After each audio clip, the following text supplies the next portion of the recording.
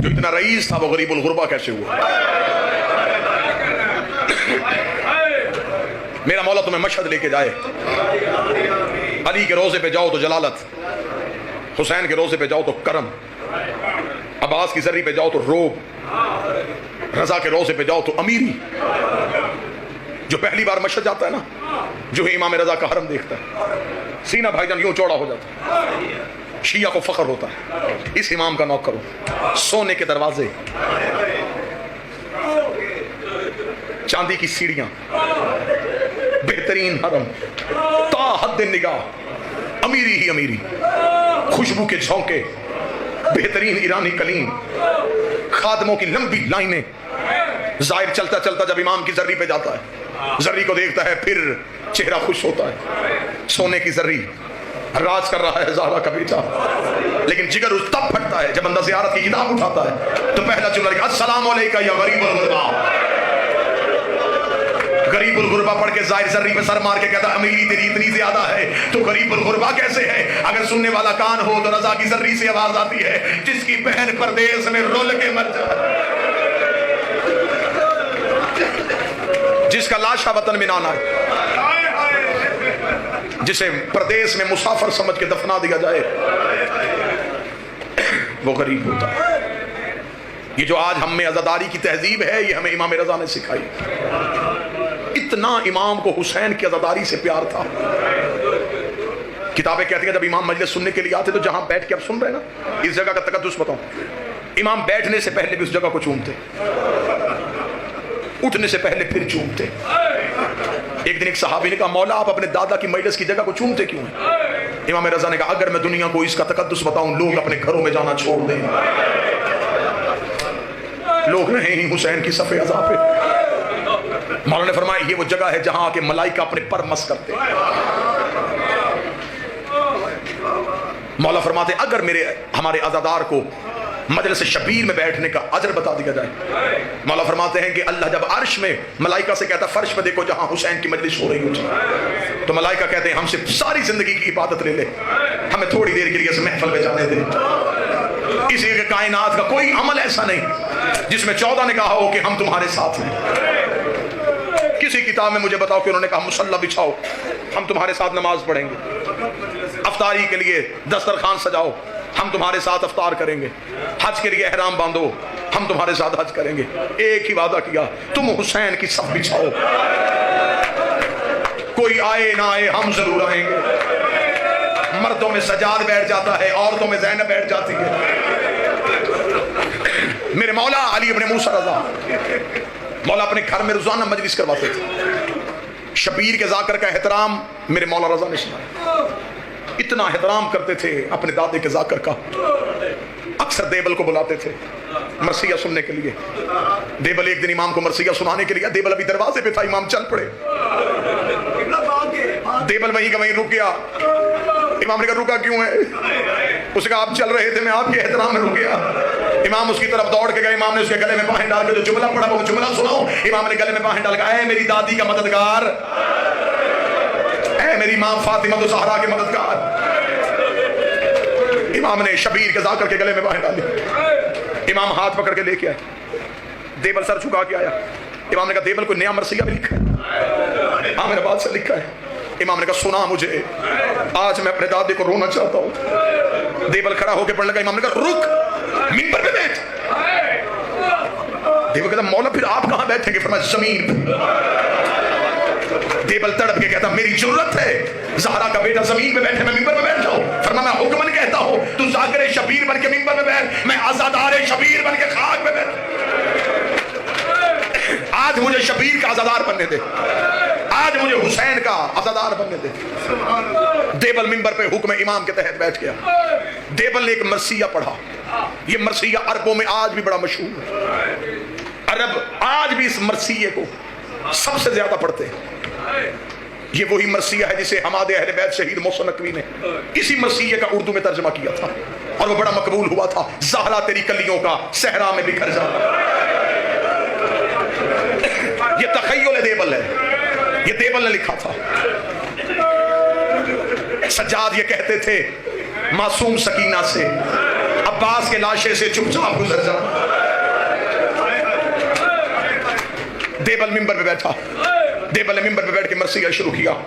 देबल लगा मेरा सलाम सैयदा तेरी औलाद पे, बीबी मेरा सलाम तेरे बेटे हसन को जिसे उम्मत ने तीरों से जख्मी किया, बीबी मेरा सलाम तेरे बेटे हुसैन को जिसका लाशा 3 दिन बगैर कफन के पड़ा रहा, बीबी मेरा सलाम तेरे बेटे सज्जाद को जिसने जेवर उठाए और शाम का बाजार अबूर किया, बीबी मेरा सलाम तेरे बेटे बाकर को जिसने कम सनी में कैद की, बीबी मेरा सलाम तेरे बेटे जाफर सादक को जिसे उम्मत ने जहर देकर शहीद कर दिया, बीबी मेरा सलाम तेरे बेटे मूसी कासिम को जिसके जिस्म का गोश्त जिंदान की जंजीरें खा गई।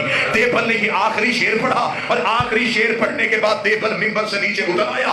अब जो बंदा इमाम रजा के जनाजे पे वो मातम करेगा, देबल इमाम मूसा कासिम की शहादत का शेर पढ़ के नीचे उतरा। इमाम रजा रोते रोते उठे, इमाम ने एक कागज के टुकड़े पे शेर लिखा, इमाम ने कहा देबल दोबारा मिंबर पे जा, एक शेर दोबारा पढ़। देबल ने दोबारा शेर को हाथों में लिया, इमाम ने लिखा मेरा सलाम सहारा तेरे उस बेटे पे जो तू उसमें गुर्बत की हालत में दफन हो जाएगा। ये शेर पढ़ने के बाद देबल ने हाथ जोड़े, हाथ जोड़ के मौला मुझे तो नहीं पता फातिमा तु ज़हरा का कोई बेटा तू उसमें भी दफन है। इमाम ने अपने गिरेबान को चाह किया, चाह कर ये तेरा वो गरीब इमाम है जो तू उसमें दफन हो जाएगा। इतना कहना था, देबल ने दोबारा शेर पढ़ा, या मस्तूरात की तरफ से कनात उठी, एक सफेद सर वाली करी रोती हुई आई, रो कर देबल दोबारा शेर न पढ़ना, जब से तूने शेर पढ़ा है कभी रजा की कोई बहन बेहोश होती है, कभी कोई बहन बेहोश होती है। इमाम रजा रोते रोते कनात के करीब गए, रो के कहते ए रजा की बहनों, तुमने सिर्फ भाई के कत्ल का शेर सुना और तुमने रोना शुरू कर दिया। हाय मेरा सलाम सैयदा ज़ैनब पे जो 70 कदम के फासले पे सर पे कुरान रख के कहती रही ना मार। तुमने सिर्फ भाई की शहादत का शेर सुना। इजाजत दो तो मैं 2 जुमले पढ़ूं शहादत के। गुर्बत की हालत में, परदेश में, जहां अपना भी कोई नहीं था, जब मामून मलऊन ने दरबार में बुलाया इमाम को जहर के लिए, इमाम ने अपने नौकर अबा सल्लत को साथ लिया, फरमा मेरे साथ चल, आज मेरा आखिरी दिन है। अबा सल्लत तड़पा, मौला क्यों? फरमाया आज मुझे दरबार में जहर दी जाएगी। इतना कहना था, अबा सल्लत ने कलाई पकड़ के कहा जब खबर है फिर जा क्यों रहा? इमाम ने फरमाया नहीं, शहादत हमारा विरसा है, मुझे दरबार में जाना है। इमाम ने कहा हाँ अबा सल्लत मैं तुझे निशानी बताऊं, जाऊंगा मैं तन्हा, वापसी पे अगर मेरा अमामा चादर बन के मेरे सर पे हुआ तो समझ लेना तेरे इमाम को जहर मिल गई। अबा सल्लत हरबी खुद रवायत करता, वो कहता जब दरबार का दरवाजा आया ना, अबा सल्लत कहता मैंने आखिरी बार रजा का चेहरा देखा, इमाम रजा ने आखिरी बार यूं मेरी तरफ देखा। अबा सल्लत कदमों पे हाथ रखे कहता बहने गरीब ना कर, मौला तेरी बहने परदेश में है, मौला मिन्नत कर नौकर पे अभी यहीं से वापस चले चल, मैं तुझे मदीने छोड़ के आऊं।